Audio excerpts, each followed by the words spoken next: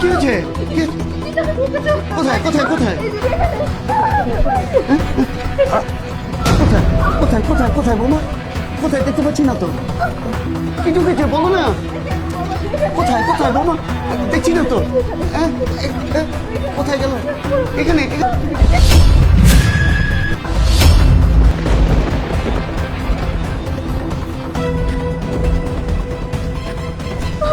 বাবা দেখো না তো তোমার বাবা কি করতেছে আমার সাথে। তুমি যখন বাসায় থাকো না তোমার বাবা এমনই করে, আমাকে খুব প্রস্তাব দেয়। তুমি একটা কিছু করো না। কি বাবা কি? তুমি না সবসময় ইভাকে নিজের মেয়ে বলো, আর শ্বশুর তো হলো বাবার সমতুল্য। বাবা হয়ে নিজের মেয়ের সাথে এরকম ধরনের বাজে কাজকর্ম করো, ছি! আমার ভক্তবক লাগে যে তোমার মতো একজন পুরুষ আমার বাবা। বাবা বাবা বিশেষ করে তুই যেটা দেখেছিস সেটা ঠিক না। তোর দেখায় নিশ্চয়ই ভুল আছে বাবা। না না দেখো, তোমার বাবাকে মিথ্যা কথা বলতেছে। উনি সবসময় আমার সাথে এমন করে আর আমাকে ভয় দেখায়। আমি যদি ওনার সাথে কিছু না করি তাহলে বলে তোমার সাথে নাকি আমাকে থাকতে দেবে না, সংসার করতে দেবে না, এই বাড়ি থেকে বের করে দিবে। আমি এর জন্য তোমাকে এতদিন কিচ্ছু বলি নাই, কিন্তু আজকে আজকে তোমার বাবার লিমিট ক্রস করে ফেলছে। বৌমা বৌমা তুমি এসব কি বলছো? তুমি কেন এগুলো করছো আমি তো ঠিক বুঝতে পারছি না। তুমি কেন আমাকে এভাবে মিথ্যা অপবাদ দিচ্ছ? তুই জানি বাবা বিশ্বাস কর আমি বৌমার সাথে কিছুই করিনি। হ্যাঁ বাবা, শাক দিয়ে আর মাছ ধরতে হবে না। তোমার আসল চরিত্র যে কি সেটা আমি আজ হাতে নাতে ধরতে পারছি এবং চোখের সামনে সবকিছু দেখতে পাচ্ছি। আমি তাই তো বলি যে মা মারা গেছে আজকে 5টা বছর হয়ে গেল। তোমাকে আমি কয়েকবার বলছি যে একাকিত্ব যদি তোমার বোধ হয় তাহলে তুমি একটা বিয়ে করো। এতবার বলার পরেও তুমি কেন বিয়ে করো না? বিয়ে করো না কারণ তোমার লোভ লালসা সবকিছু তো ছিল হলো এই অল্প বয়স্ক আমার বউটার দিকে। এই জন্যই তো তুমি বিয়ে করো না। তুমি বলছো না যে আমার বোঝার ভুল হচ্ছে, আমার আসলেই বোঝার ভুল ছিল এতদিন, কারণ তোমার নজর ছিল আমার ওয়াইফের প্রতি। ঠিক আসলেই আমি একটা খারাপ চরিত্রের মানুষ। এই যে আমার সন্তানটা, তাকে জন্ম দেওয়ার পরে থেকে কোলে পিঠে করে মানুষ করেছে, তার তো প্রতিদান নিজেই পেয়ে গেলাম। ঠিক আছে ঠিক আছে, আমি আমার দোষ স্বীকার করে নিচ্ছি। শোনো, তোমার এসব ড্রামা না বন্ধ করো। আর ঠিক আছে, তোমার যদি মনে হয় যে তুমি কোনো দোষ করো নাই, তোমার যদি মনে হয় যে আমার ওয়াইফই দোষী, ঠিক আছে, আসল ঘটনা খুলে বলো। আসল ঘটনা বললে আমি লাগলে আমার নিজের ওয়াইফের বিরুদ্ধে স্টেপ নেবো। বলো।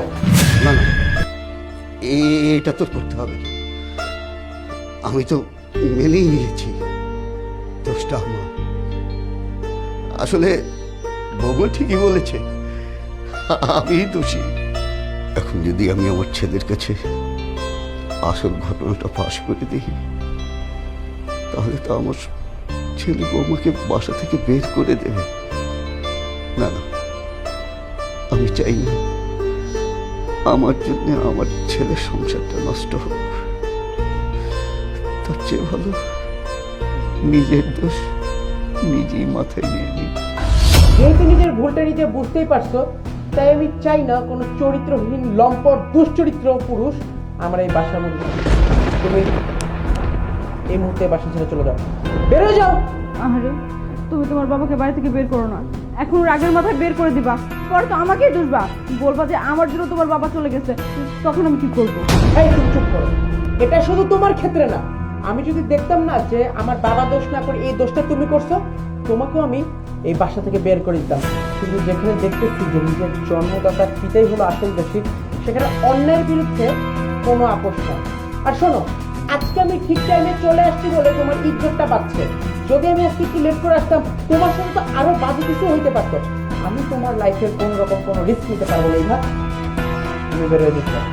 বাবা, জন্মের পর থেকে আমি তোর ওই দুটো হাত ধরে তোকে হাঁটা শিখিয়েছি।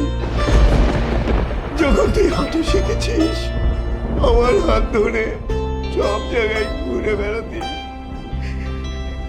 চলেই যাব, তবে শেষবারের মতো তোরা হাতটা একটু আমাকে দিবি, ওই হাতটা একটু চুমু খেতাম, এই হাতটা একটু আদর করে যাই।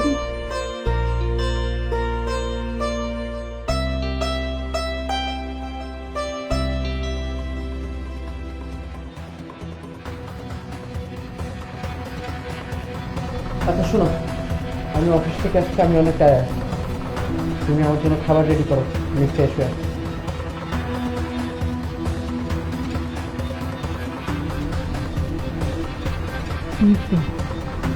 এই তো সুযোগ, বুড়োটাকে তো কোনোরকম ভাবে বাড়ি থেকে বের করলাম। এখন বাড়ি গাড়ি টাকা পয়সা সব কিছু আমার, শুধু আমার।